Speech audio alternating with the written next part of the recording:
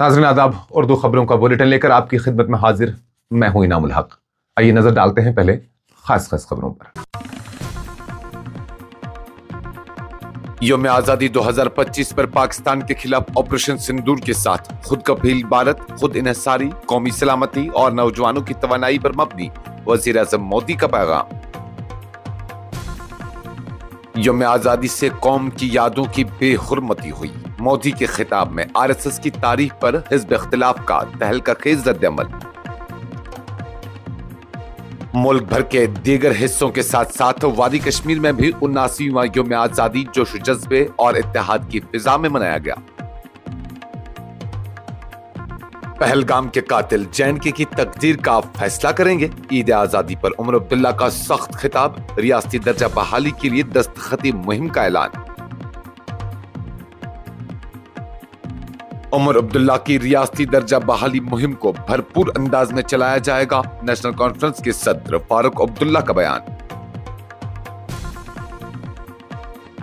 जम्मू कश्मीर के एलजी मनोज सिन्हा का यौम आज़ादी पर पैगाम, दहशतगर्दी के खात्मे और खुद इन्हिसारी का अज़्म। किश्तवाड़ में हौलनाक बादल फटने से तबाही, 65 के करीब अफराद जाँ बहक, दर्जनों लापता। रेस्क्यू ऑपरेशन मुसलसल जारी। रियासती दर्जा महज तमाशा न बनाया जाए, असेंबली करारदाद ही बावकार रास्ता है। सज्जाद लोन की उमर अब्दुल्ला को सख्त तनकीद। त्रिपुरा में खतरनाक साजिश नाकाम, पुलिस ने यौम आज़ादी के मौके पर दहशतगर्दाना हमला नाकाम बना दिया।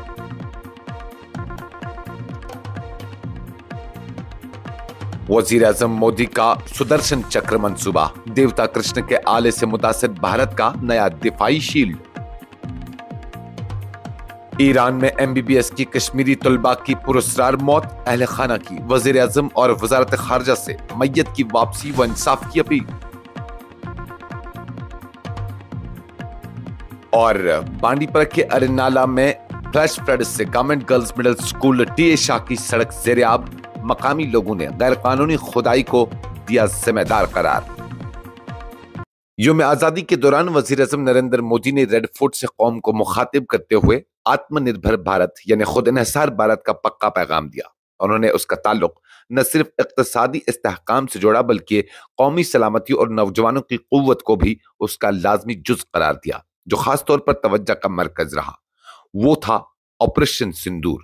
मोदी ने इस ऑपरेशन को हिंदुस्तानी दिफाई सलाहियत और खुद इन्हिसारी का रोशन सबूत बताया।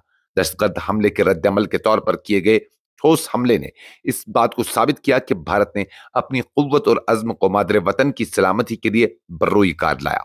मोदी ने अमेरिका की जानिब से आयद 50% टैरिफ की धमकी का हवाला देते हुए विफाकी खुद इन्हिसारी की जरूरत पर जोर दिया, खासतौर पर माइक्रो चिप्स, दिफाई इंजन और सेमीकंडक्टर जैसे हिस्सास शोबों में खुद कफालत की जरूरत पर रोशनी डाली। उन्होंने ऐलान किया कि made in India semiconductor chips इस साल के आखिर तक दस्तयाब होंगे, जिससे मुल्की टेक्नोलॉजी में एक बड़ा संगमील अबूर किया जाएगा। अगला पहलू था खुद कफील मईशत और दाम कम दम ज्यादा, यानी कम कीमत पर आला म्यार। उन्होंने मेक इन इंडिया को मजबूत करते हुए समृद्ध भारत के ख्वाब को हकीकत की शक्ल देने का अज़्म दोहराया। एक और अहम इकदाम पीएम विकसित भारत रोजगार योजना का ऐलान था। 1 लाख करोड़ रुपए के पैकेज के तहत नौजवानों के लिए रोजगार के नए मौके पैदा किए जाएंगे। इसको फौरी तौर पर नाफिज करने का वादा किया गया। इससे मुल्क की यूथ को इक़्तिसादी तौर पर मजबूत करने का अज़्म जाहिर होता है।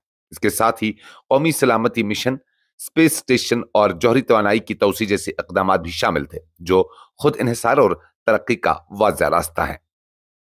गुज़श्ता रोज यानी 15 अगस्त 2025 के मौके पर जब पूरी कौम अपनी आज़ादी की सालगिरह मना रही थी, तो उस जश्न में एक ऐसी कश्मकश ने जन्म लिया जिसने सियासी महाज को दोबारा गर्म कर दिया।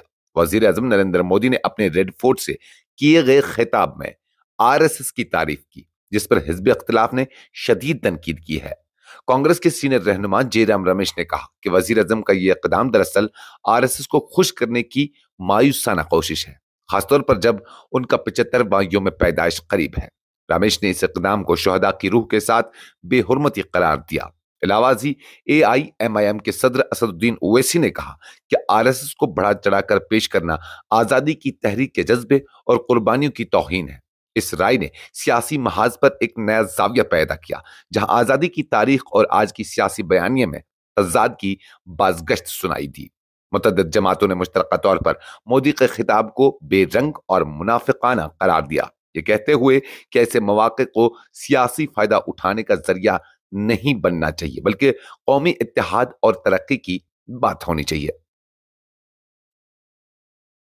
मुल्क के दीगर हिस्सों के साथ साथ वादी कश्मीर भर में 79वां यौम आजादी निहायत वलवले, हुब्बुल वतनी और इत्तेहाद के जज्बे के साथ मनाया गया, जहां पर जिला में परचम कुशाई की तकरीबात, मार्च पास्ट और शोहदाए आजादी को खराज अकीदत पेश करने के प्रोग्राम मुनक्किद हुए। इस मौके पर न सिर्फ मुल्क की आजादी के सफर को याद किया गया, बल्कि इलाके की सकाफती विरासत और अवाम के हौसले को भी उजागर किया गया। इस साल की तकरीबात को हर घर तिरंगा मुहिम और आजादी का अमृत महोत्सव के तहत खुसूसी अहमियत दी गई, जिसका मकसद हर घर में हुब्बुल वतनी का पैगाम पहुंचाना था। ताहम कल कश्तवाड़ में बादल फटने के सानहे में जाम बहक होने वालों की याद में कई मकामात पर सकाफती प्रोग्राम मंसूख किए गए। गांदरबल, पुलवामा, कुलगाम, कुपवाड़ा, बांडीपुरा, शुपियां और बडगाम समेत हर जिला में मरकजी तकरीबात मुनक्किद हुई, जहां डिस्ट्रिक्ट डेवलपमेंट काउंसिल के चेयरपर्सन, डिप्टी कमिश्नर्स और दीगर अफसरान ने तिरंगा लहराया और मुख्तलिफ महकमों के दस्तों का मार्च पास्ट सलामी के साथ कबूल किया। 15 अगस्त यौम आजादी के मौके पर वजीर आला जम्मू कश्मीर उमर अब्दुल्ला ने बख्शी स्टेडियम से अपने पहले खिताब में सख्त लब्बुल लहजा अपनाते हुए कहा कि रियासत की आईनी हैसियत और सियासी मुस्तकबिल का तयन दहशतगर्दाना वाक़ात की बुनियाद पर नहीं होना चाहिए और न ही पाकिस्तान को यह मौका मिलना चाहिए कि वो अपनी दहशतगर्दी के जरिए यहाँ की तकदीर लिखे। यह बयान उस वक्त सामने आया जब एक रोज कबल सुप्रीम कोर्ट के चीफ जस्टिस BR गवाई की सरबराही में बेंच ने कहा था कि पहलगाम जैसे वाक़ात को रियासती दर्जा बहाली के फैसले में मद्देनजर रखा जाना चाहिए। उमर अब्दुल्ला ने ऐलान किया कि सुप्रीम कोर्ट की जानिब से दी गई 8 हफ्तों की मोहलत में वो और उनके साथी जम्मू कश्मीर की 90 असम्बली नशस्तों के हर हल्के का दौरा करेंगे और अवाम से दस्तखत या अंगूठे का निशान लेकर ये एक ही सवाल पूछेंगे, क्या आप चाहते हैं कि जम्मू कश्मीर दोबारा रियासत बने या नहीं। उन्होंने वादा किया कि लाखों दस्तखत मरकज और सुप्रीम कोर्ट के सामने पेश करके अवामी राय को वाज़ेह तौर पर दर्ज कराएंगे। वज़ीर आला ने खुले अल्फाज में एतराफ किया कि दोहरी ताकत के निज़ाम के बाद उनकी सियासी साख को नुकसान पहुंचा है, मगर आज उन्होंने लिखी हुई सरकारी तकदीर को एक तरफ रखकर दिल की बात अवाम से कहने का फैसला किया, क्योंकि अगर मैं वो तकदीर पढ़ देता तो लोग समझते सब कुछ ठीक है, हालांकि ऐसा नहीं। उन्होंने वज़ीर आज़म नरेंद्र मोदी के खिताब का हवाला देते हुए कहा कि उन्हें उम्मीद थी कि दिल्ली से कोई बड़ी खुशखबरी आएगी, मगर ऐसा न हुआ। हमने इंतजार किया, कहा गया कि कागजात तैयार हो रहे हैं, मगर आखिर में कुछ नहीं हुआ। सच ये है कि रोशनी की किरण मध्यम पड़ने लगी है, मगर मैं मायूस नहीं। नेशनल कॉन्फ्रेंस के सदर और साबिक वजीर आला जम्मू कश्मीर डॉक्टर फारूक अब्दुल्ला ने कहा है कि वजीर आला उमर अब्दुल्ला की जानिब से जम्मू कश्मीर का रियासती दर्जा बहाल करने के लिए ऐलान करदा दस्तखती मुहिम को भरपूर जोश जज्बे के साथ चलाया जाएगा। बख्शी स्टेडियम श्रीनगर में यौम आजादी की तकरीब में शिरकत के बाद मीडिया से गुफ्तगू करते हुए उन्होंने वाज़ा किया कि यह मुहिम महज एक अलामती इक़दाम नहीं, बल्कि एक ताकतवर अवामी मुहिम होगी जो हर हल्का इंतखाब तक पहुंचेगी। फारूक अब्दुल्ला ने कहा कि उमर अब्दुल्ला की तकरीर एक वाज़ह और दो टोक पैगाम थी, जो सुप्रीम कोर्ट की उस राय के जवाब में है जिसमें कहा गया था कि पहलगाम जैसे दहशतगर्दाना वाक़यात को रियासती दर्जा बहाली के फैसले में नजरअंदाज नहीं किया जा सकता। याद रहे कि चीफ जस्टिस BR गवाई की सरबराही में बेंच ने हालिया समात में कहा था कि रियासती दर्जा की बहाली से कब्ल जमीनी हालात का बगौर जायजा लेना जरूरी है। 15 अगस्त 79वीं यौम आजादी के मौके पर जम्मू कश्मीर के लेफ्टिनेंट गवर्नर मनोज सिन्हा ने राजभवन श्रीनगर में कौमी परचम लहराया और सलामी पेश की।